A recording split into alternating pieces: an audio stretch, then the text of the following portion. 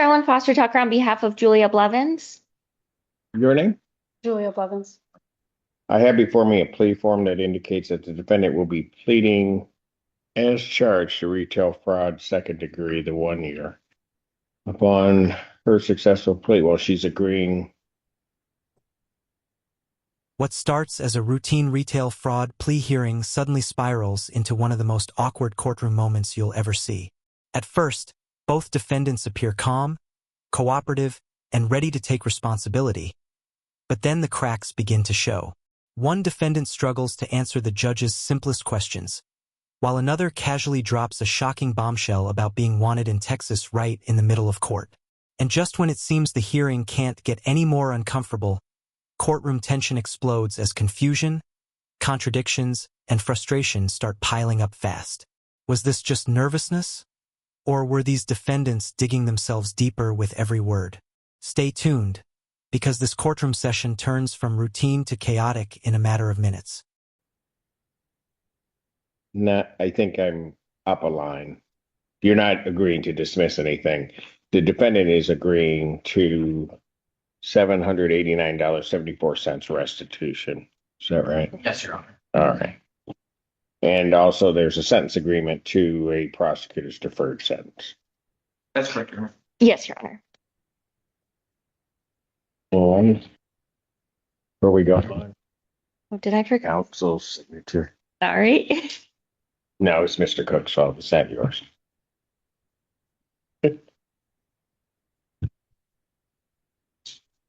I pick a person each day. I'm going to blame for everything. Very well. All right. May I have her sworn? Right. Solemnly sworn the testimony you're about to give will be the truth, the whole truth, and nothing but the truth, so help you God. I do. State your name, please. Julia Blevins. Ma'am, it is this court's understanding that you're going to plead guilty to the charge of retail fraud in the second degree. That is a misdemeanor punishable by up to 1 year incarceration, $2,000 fine plus court cost. The fine could be increased to 3 times the value of the property taken. If that's greater than $2,000, that would become the maximum fine. Do you understand that? Yes.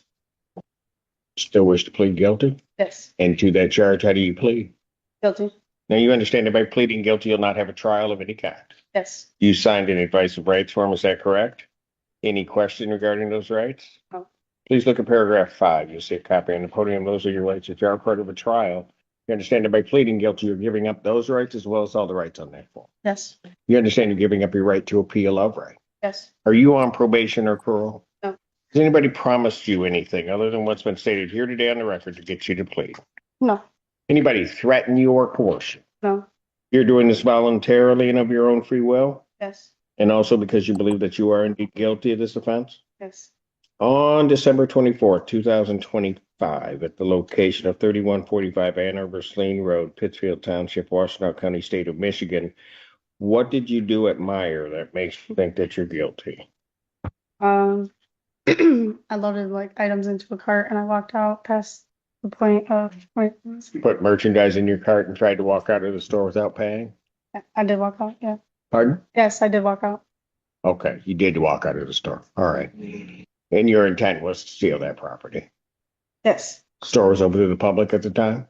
Sorry, what? Was the store open to the public at the time? Yes. Do you have anybody's permission to take that property? No. And this property you took was property that was offered for sale by Meyer? No. I mean, yes. Okay. Was the aggregate amount or the total amount of the property in excess of $200? Yes. Yes. All right. Ma'am, I do have to apprise you that if between the time of my acceptance of your plea and the time of sentencing, if you commit misconduct as defined by the Michigan court rules, you would not be entitled to withdraw your plea, and the court would not be bound by any sentence evaluation or recommendation. Do you understand that? Yes. Counsel, are you aware of any promises, threats, or other inducements which have led to this plea? None from the people? No, Your Honor. And have I complied with the court rule? Yes, Your Honor. Yes, Your Honor. Court will accept the defendant's plea of guilty to this charge. Date 20. All right. Yes. Defendant is referred to probation for a pre-sentence investigation and report. Sentencing in this matter will be At 12. June 24th, 2026, 12 noon. 0805, if that's still on the deck. I believe we have recognition. Okay. And Assistant Public Defendant Nicholas Bukovich on behalf of Mr. Lester. Mr. Lester, can you please state your name for the record? Paris Lester.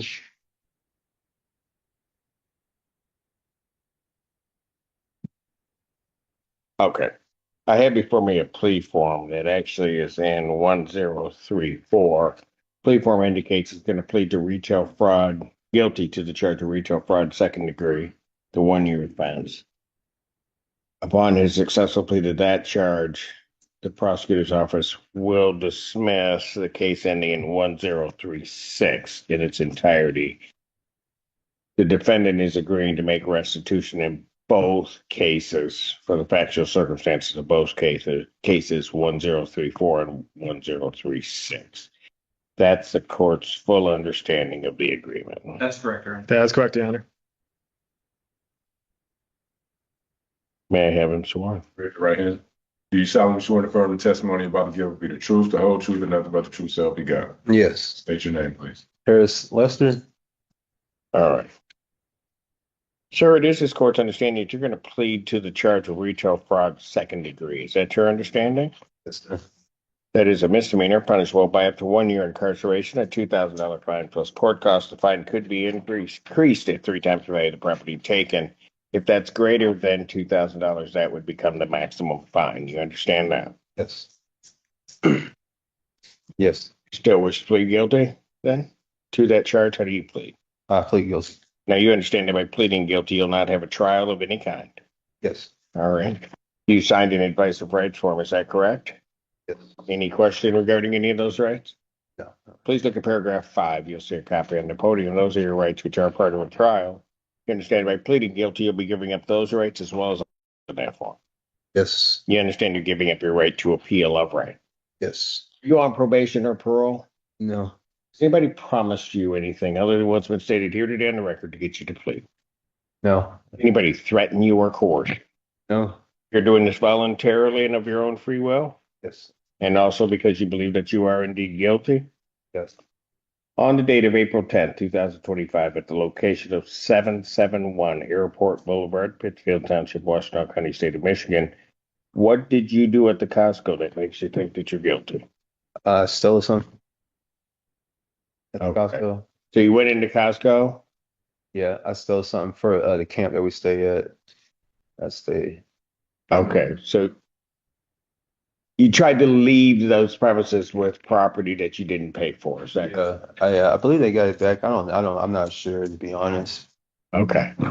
The store was open to the public at the time, correct? Yes, sir. All right.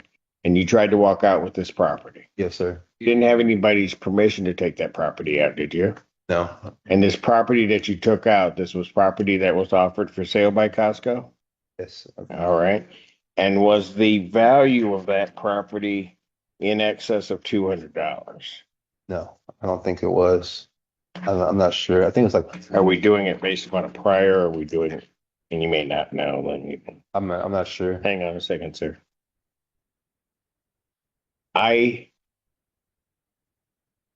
It's done on value. Sorry. I was stepping in for Mr. Brown because he was out for the moment. So Pardon? I was stepping in for Mr. Brown because he's out of the hallway for the moment. So was him and Mr. Cook are talking. So I apologize. No, it's okay. Trying to see if we have a copy of the complaint. I apologize, I don't remember. I have a copy of the complaint. The complaint is indicating that this is based upon value of $200 or more, but the defendant saying Oh, I'm sorry. it's not. If I can just let's like both are Yeah. around really quick. I just don't have the report. I'm not sure. I just wasn't sure. It's okay.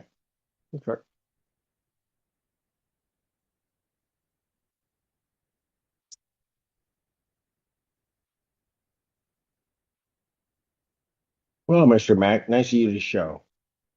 You know, I'm sick and tired of these Wednesdays. I won't address you directly. I'll just, while they're looking at that, I'll just say. So, where first thing I'm informed when I come to the door is Mr. Mack will be late. And I go, why?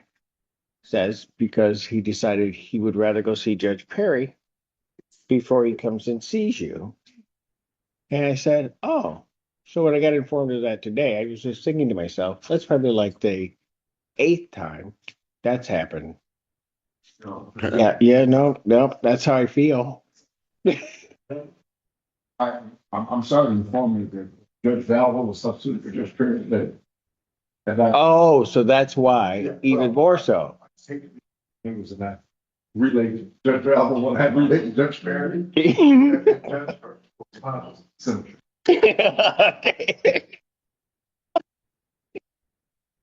Got it. Okay. I'm gonna keep saying, you keep that excuse coming. But, and I don't want to have to say that, so that's fine. Okay. Does the court have a copy of the defendant's CCA? I do not. And- So it might be based upon prior, is what, But it's that right now. I know. In the interest of expediency and frankly, well, I'd rather have it done. No, we'll work through this with you. Can you run one? All right. Because the value is not, correct. And so I'm wondering if on the complaint it was miswritten as the 200,000 as opposed to being the second sort of reaching the draw.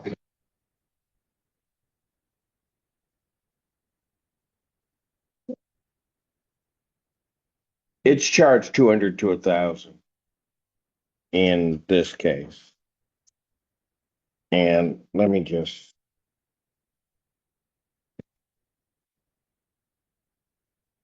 See if on the other complaint. No, it's not listing prior at all. Your Honor, I'm apologetic to hold the court up on this. Would we be able to pass this matter while I try and get a copy of the report for this case, the retail fraud second? Okay. Thank you. All right. Why don't we take him back if we're cutting? All right. What are we doing? And state your name again, sir. Paris Lester. All right. We were in the middle of a plea right near, actually near the end, taking the factual basis. Yes, Your Honor. I believe we cleared up. I believe the value was the issue that I think that we're ready to clear that one up. All right. Sir, was the value of the property that you removed from Costco's, was that in excess of $200? Do you know? We will stipulate to the value in the report, which is $399.99. Gotcha. Okay, then yes. So, I got you. I didn't know. all right. Sir, I do have to advise you that if between the time of my acceptance of your plea and the time of sentencing, if you commit misconduct as defined under the Michigan court rules, you would not be entitled to withdraw your plea, and the court would not be bound by any sentence evaluation or recommendation. You understand that, sir? Yes, sir. All right. Counsel, are you aware of any other promises, threats, or other inducements which have led to this plea? No, Your Honor. And have I complied with the court rule? Yeah. Yes, Your Honor. Court will accept the defendant's plea to count to the retail fraud second degree. Case ending in 1036 is hereby ordered dismissed. Defendants referred to probation for a pre-sentence investigation and report. Sentencing will be June 10th, 2026, 9 a.m. Bond continued. Thank you. Yeah. I got an extradition. I'm just gonna be real with you. I got an extradition to Texas, man. I gotta go out. Got what? I got an extradition to Texas, and I'm really just waiting for Texas to come pick me up. And I was just hoping to get these misdemeanors cleared out today. That way I could just get on the road to Texas, if possible. Because I have done like multiple months. Waive extradition? Huh? Excuse me? Did you waive extradition to Texas? No, they said they wanted me. That's why I'm here to begin with. The cops came and found me to take me to Texas, basically. But when I got here, I still had this misdemeanors to clear up. So that's why I'm here in court today. I was hoping to just get it cleared up today and I'm sure you were, get on the road. but I don't. You know anything about that, Mr. Berkman? No, I did not, Your Honor. All right. I Well, believe Mr. Brown was the Like I said, I was standing in for Mr. Brown at the moment when doing this plea, so I'm not sure Mr. Brown's aware, but I'm not. Yeah, because We know anything about that, Mr. Moore? I met with him Monday or Tuesday. He explained that there was a hold from Austin, Texas for Yeah. him. But I haven't been able to verify whether the demanding state Texas has sent the necessary governor's paperwork. Governor's warrant. Exactly. So we don't even know that there's a governor's warrant. And I don't know if he was arraigned on the extradition in circuit court where it normally occurs. I don't know anything. I've never been extradited anywhere. Yeah. She's a rare occurrence for people. So I'm not gonna do anything different because I don't know the status of that. So. So before any of that can move forward, I'm just What asking. did I just say? You said you weren't going to do anything about it. I'm just asking. That's right. And so even if you ask a question and I answer it, I'm still not gonna do anything. No, that's I fine. don't That's fine. know information. But you're the clarification source. You know what I'm saying? So I'm just trying to. No, I'm a judge. You can get clarification on that. I can't get all of that stuff. I've been asking. I'm done. Thank you. What we just witnessed was a perfect example of how even simple misdemeanor cases can become messy when communication breaks down and defendants walk into court unprepared. In the first plea, the judge carefully walked the defendant through every legal right, every consequence, and every admission required for a guilty plea, because once that plea is entered, there's no easy undo button. Then came the second defendant, where uncertainty over the value of the stolen property immediately created confusion that nearly disrupted the entire plea agreement. And just when the courtroom finally got back on track, the defendant casually revealed a possible extradition issue tied to Texas, completely changing the energy in the room. The biggest takeaway here? Courtrooms run on precision. Judges need clear answers.